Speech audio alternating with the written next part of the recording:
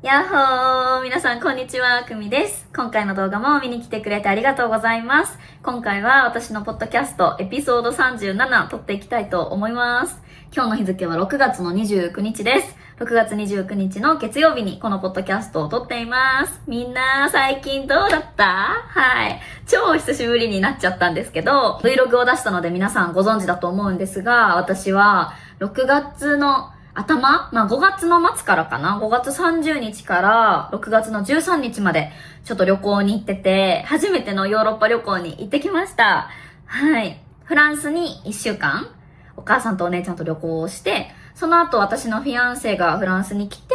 私と彼と一緒にフランスで会ったお友達の結婚式に行って、で、その後は友達たちと一緒にスペインに行ってきました。スペインのマヨルカとイビサに行ってきました。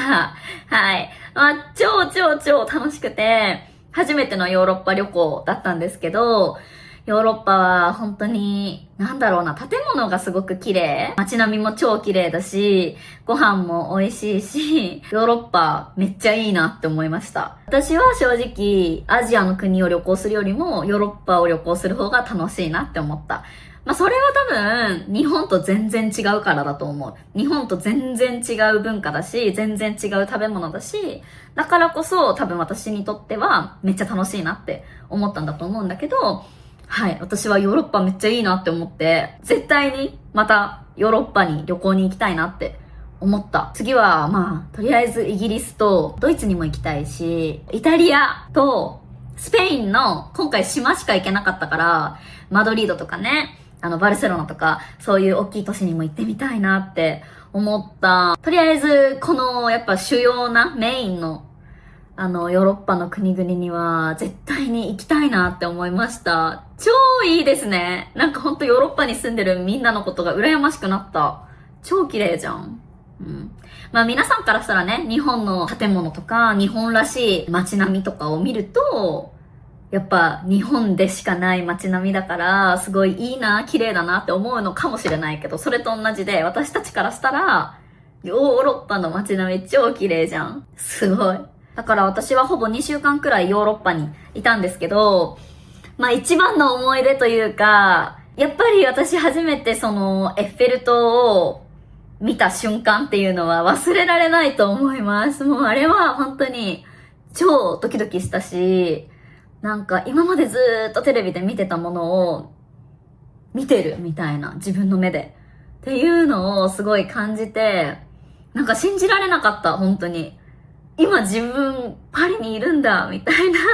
信じられなくって、未だにちょっと信じられないんだけど、はい。でも本当に楽しい旅行で、Vlog もフライト Vlog とパリ編と、あと南仏編と3つ出したと思うんですけど、皆さんもしまだ見てなかったらぜひ見てほしいです。私の旅行の様子を楽しんで見てもらえたらと思います。はい。まだ絶対に行きたいと思います。思ったことはたくさんあるんだけどね。だけど、ちょっと今回はこの辺にして、今日のポッドキャストは、久しぶりなんだけどさ、何について話そうなってすごい考えてたんだけど、今ね、6月29日なんですが、ワールドカップやってるんですよ、サッカーの。皆さん見てますか？私は普段、熱狂的なスポーツのファンではないというか、私がいつも応援している野球チームがいるとか、サッカーチームがいるとか、そういうわけではなくて、特にそういうのはないんだけど、でも、こういうワールドカップとか、野球で言うと WBC とか、そういう世界大会みたいなのがあったら、絶対にいつも見てます。で、日本代表を、めちゃめちゃ全力で応援してるんですけど、今ね、そのワールドカップやってて、ちなみに今日、6月29日、今日っていうか、明日の深夜っていう方が正しいかな。日本時間の深夜2時に、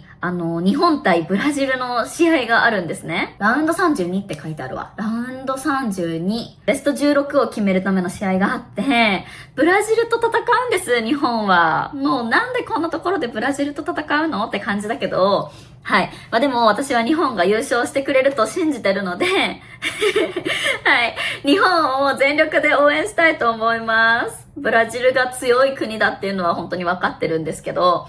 日本に勝ってもらって歴史を変えてほしいなって思います。日本選手もこの大会で優勝するっていうのを目標に頑張ってるみたいなので、私たち日本人サポーターも全力で日本チームが優勝できるように応援したいなって思ってます。はい。で、今日ね、その深夜2時から試合があるから、今日はちょっと早く寝て、2時になったら起きて、サッカー見て、で、またちょっと終わったら寝ようかなって思ってます。はい。でね、なんかそのワールドカップを最近ずっと見てるんだけど、で、そのワールドカップを見てて思ったことについて今日はポッドキャストでお話ししたいなって思ってるんです。はい。ということで今回も本題に早速入っていきたいと思います。私が今回ワールドカップを見て思ったことが大きく2つあって、1つ目はスポーツを通して人々が団結する力みたいなのについてすごく考えたんですけど、日本でももちろんスポーツの試合ってめっちゃ盛り上がるし、サポーター同士で、なんか知らない人同士で自分の応援してるチームについて全力で応援して、一緒に喜んで、一緒に悲しんでみたいなのはあるんだけど、その団結力の強さって、日本よりも海外の方がなんか強いというか、海外の方がなんだろうな、明らかというか、日本人ももちろんね、知らない人同士で一緒に応援とかするんだよ。スポーツパブみたいなところに行って、みんなで一緒に試合を見ながら一緒にお酒を飲んでみたいなのをする人たちもいるし、そういう場所も日本にももちろんあるんだけど、海外のサポーターの人たちを見てすごく思うのは、日本よりももっともっと知らない人とも一緒にオープンに声を出し合ったりとか、同じ歌を歌ったりとか、同じ動きをしたりとか、そういうのが強いなって思ったんだよね。特に私フランスに行ってた時に、これ Vlog の中でもちょっと見せたんですけど、私ちょっと詳しくわかんないんだけど、ちょうどね、なんかその日に、なんか大きなサッカーの試合があったみたい。で、勝ったんだろうね、多分、パリのチームが。で、そしたら、ちょうど私が行った日にね、街中がもうすごい大騒ぎになってて、パリが勝ったからフランスが勝ったからちょっとわかんないんだけど、パリの大きい道とかも、その日はちょっと通行止め立ち入り禁止なんかクローズになってる感じで、っていうのも、去年同じ試合があった時に、もうパリの人たちがすごいわーって盛り上がりすぎて、事故とかが多かったらしくて、だからそれを防ぐために今年はもうなんかクローズしましょうみたいな感じになったらしいんだけど、でも私たち凱旋門とかには行かなかったけど、普通にパリ市内を歩いてるだけで、もうみんなが超興奮して、うわーみたいな感じなんですよ。で、車を運転してる人も、プープープーってクラクションを鳴らしまくって、それでなんか喜びを表してる感じ、車のクラクションで。プーって。で、車のなんか窓から手を出して、歩いてる人たちとハイタッチしたりとかしてる人がめちゃめちゃいて、あと窓から窓を開けて、うわーみたいな感じで、やったーみたいな。多分何言ってるか私フランス語わかんないからわかんなかったけど、そう。でもすごい、とにかく声を出して叫んでたりとかしてたんです。で、歩いてる人同士も、こうすれ違う時にハイタッチしたりとか、一緒にうわーみたいな盛り上がってて、それを見て、これは日本では見れないなって思ったんですよ。ここまでみんなが、なんか、感情を出して喜んでる、知らない人と一緒に喜んでるみたいなのは、ないなって思って、めっちゃ海外ならではなのかなって思ったんだよね。日本人ももちろん知らない人と一緒に喜ぶけど、ここまではないなって思ったんですよ。なんか日本でも、例えばだけど、大阪の有名な野球チームがあって、で、その野球チームが勝ちましたってなったら、大阪のサポーター、大阪にいるファンの人たちが、道頓堀とか、大阪でいう人気な観光地みたいな感じなんだけど、道頓堀に集まって、みんなで、うわーって喜ぶ。で、ちょっと、人々がたくさん集まりすぎてちょっと問題になるみたいなのあるんだけど、私そこに実際行ったことないからちょっとわかんないけどさすがにここまでじゃないんじゃないかなって思うんですよ。車でブーブーってクラクション鳴らしたりとか、こう車の中から手を出してハイタッチするとかね、知らない人同士で。そう。なんかそれはめっちゃ海外っぽいなって思ったんだけど、で、このスポーツが人々を団結させる力みたいなのを今回のね、ワールドカップを見て改めて感じたんですよね。そのフランスのサッカーファンの盛り上がりは、多分あれはワールドカップじゃなかったんだけど、ワールドカップで言うと、ノルウェー代表かな？ノルウェー代表のバイキングローみたいなのめっちゃ SNS でも今バズってますよね。そう。で、それを私も初めて見たときすごい鳥肌が立ったんだけど、あんなに大人数の人が同じ掛け声に合わせて、同じ動きをして、みたいなのを見て、本当に鳥肌が立ちました。何万人もの人が一緒になって、友達でもなく家族でもなく、同じ部活動のメンバーとかでもなく、全く知らない赤の他人同士が、同じ一つのチームを応援している。それだけの理由で集まって、それだけの理由で、こんななんか、何万人もの人が協力して団結して、選手のために盛り上げて、みたいなのを見て、なんかすごいサッカーというか、まあスポーツの力って本当にすごいなーって、偉大なものだなって思いました。違う環境で育った人とか、もしかしたら違う言語を話す人とか、ね、いると思うし、違う国籍の人とかもいると思うんだけど、それでもやっぱりみんなが集まって一つのチームを応援することでつながることができるっていうのが、スポーツのすごい素晴らしいところだなって思ったし、日本よりも海外の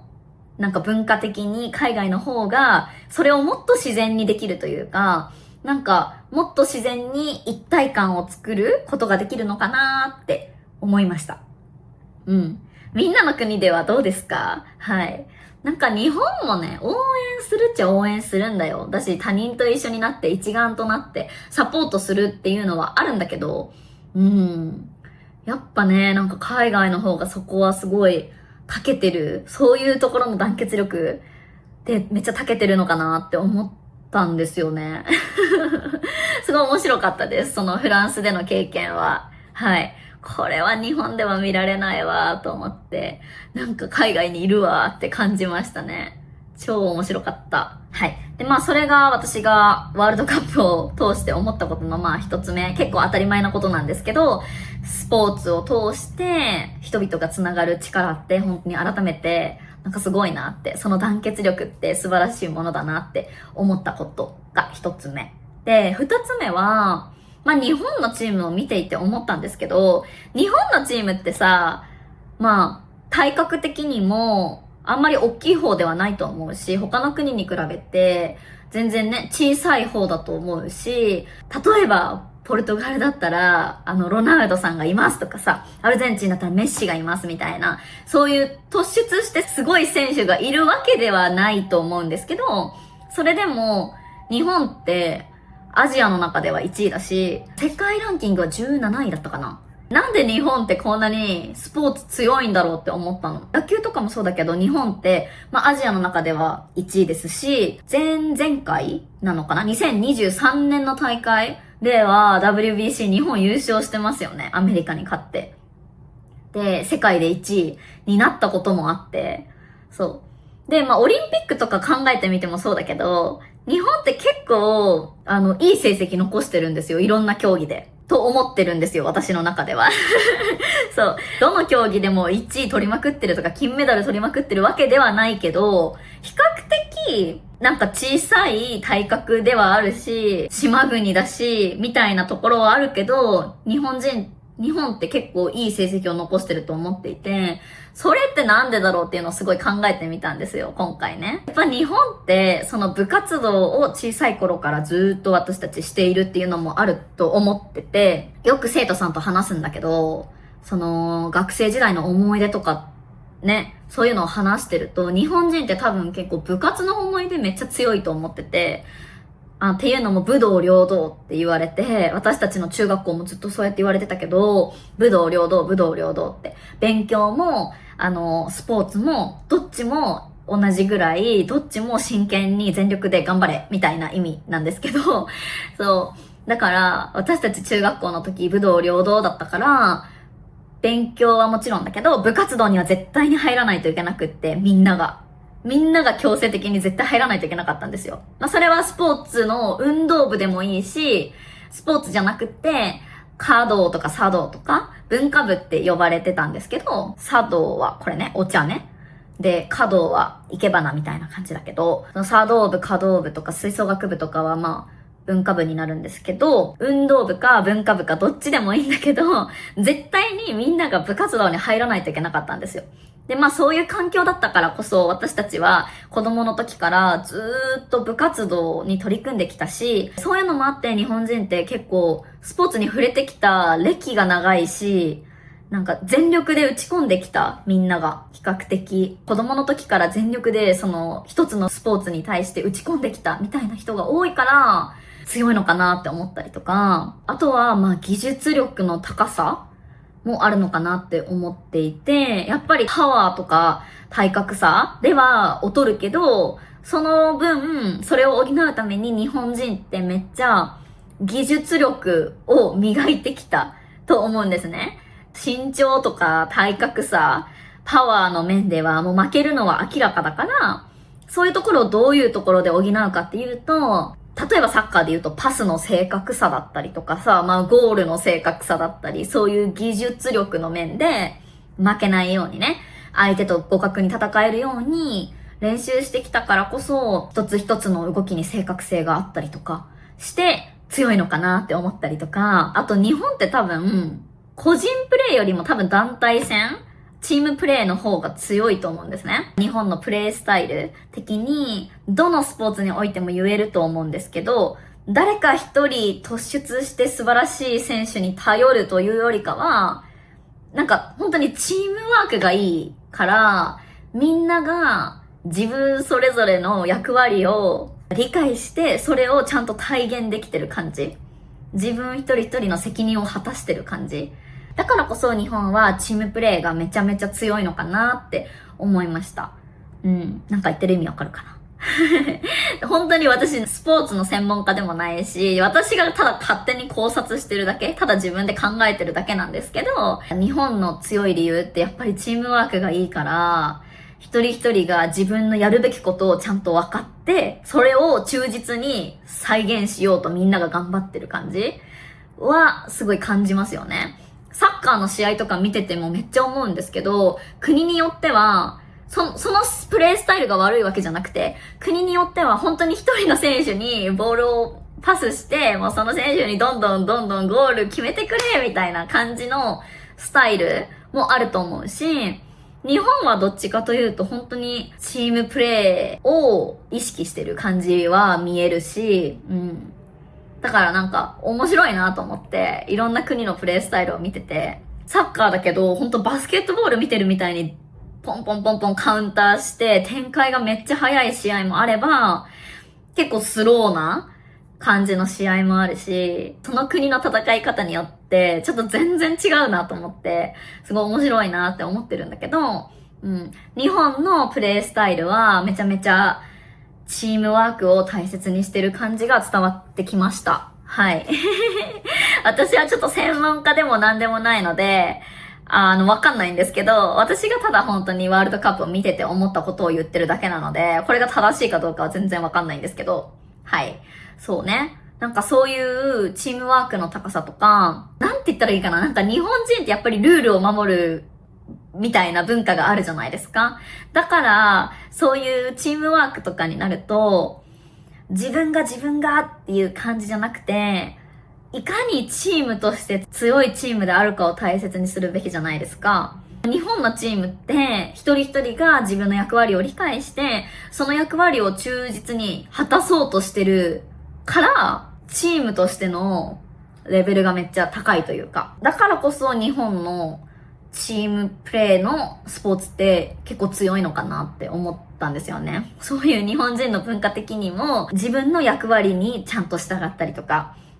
そのチームの中のルールをちゃんと従ったりとかね、する人たちが多いから、チームプレーっていうのはめっちゃ強いのかなって、そういう日本人の文化的な背景もあるのかなって思いました。どうでしょうか5人ぐらい強い選手がいる国だとしても、チームワークが良くなかったら、なんかそれってもしかしたら全然強くなかったりとか、国代表として戦うにはあんまりうまくいかないっていう場合もあるのかなって思ってて、逆に日本代表とか見てると、本当にすごい人たちなんだけど、日本のワールドカップ見てて思うのは、誰か一人がめっちゃ強い人がいますみたいな感じではないけど、アルゼンチンだったらメッシがいますみたいな、そういう感じじゃないけど、それでも世界のそういう強豪の国と戦えてるっていうのは、日本のそういうチームワークの良さとか、技術力の高さとか、そういうところから来るものなのかなって思いました。そう、だからこれが二つ目。私が思った二つ目。日本はなんでいろんなスポーツにおいて結構長けてるのかっていうのを考えてみた結果。部活動を頑張ってやってきたっていうのもあるし、やっぱ日本人の人種的に規則とか役割とかにちゃんと忠実に従うっていうのがあるから、チームワークがめちゃめちゃいいのかなって思った。だからね、私が思うに日本は個人プレーよりも団体戦の方が強いのかなって思います。まあ個人プレーの、例えば柔道とか、レスリングとかも日本のお家芸って言われるぐらい日本人はめちゃめちゃ強いんですけど、でもやっぱり団体戦、そういうチーム戦も体格とかも大きい世界の選手たちと、やり合えてる、互角に戦えているっていうのは、日本人のチームワークの高さがあるからなのかなって思ったんですね。はい。ちょっと当たり前のことかもしれないんですけど、皆さんはどう思いますか？私はちなみにスポーツ何してきたって言われたら、何個かいろんなスポーツ経験してるんですけど、一番長くしてたスポーツはテニスなんですね。で、しかも私は公式テニスをしてたんですけど、公式テニスって、シングルスかダブルスかあって、団体戦もちょこちょこあったんだけど、私がメインにやってたのはシングルスかな。だから完全に個人プレーだったんですよね。そう、だから、ちょっと、自分がもしチームプレーのスポーツをやってたら、どんな感じだったんだろうなとか、いろいろ、思うところはあって、自分もチームプレーをして、その仲間と一緒に、頑張る。目標に向かって頑張るとか、仲間と協力してチームワークを高めてみたいなのを、ちょっとやってみたかったなっていう思いもあって、そう、楽しそうだよねってめっちゃ思う。サッカー部とかさ、野球部とか見てると、すごいもう家族みたいにみんな仲良しで、みんなが協力して、っていうのを見てきたから、小学校の時とか中学校の時、高校の時って、みんな本当に、ねえ、チームワークの部活はね、いいよね。楽しそうだった、めっちゃ。っていう思いがある。けど、私のやってたテニスは、